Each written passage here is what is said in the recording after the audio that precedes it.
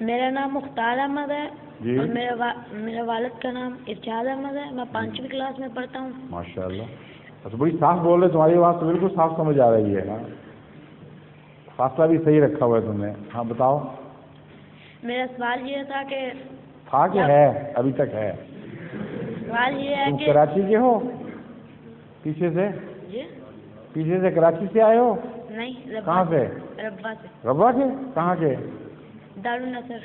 اچھا اچھا. یہ سوال تھا تو عموماً کراچی والے کہتے ہیں یہ اسٹائل میں. ہمارا یہ سوال تھا.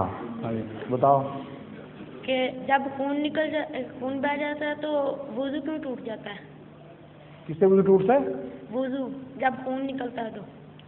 خون نکلتا ہے. ہاں جی.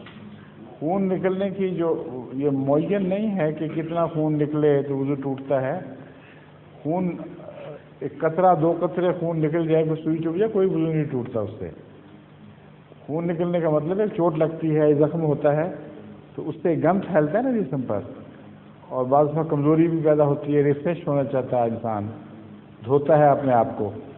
تو یہی قدرتی طبی رد عمل جو ہے یہ تقاضا کرتا ہے کہ نماز سے پہلے اپنے آپ کو ٹھیک ٹھاک کر لو, فریش کر لو. اسی گندی حالت میں نماز پڑھنے سے توجہ ٹھیک قائم نہیں ہو سکتی. سمجھے ہو؟ شکریہ.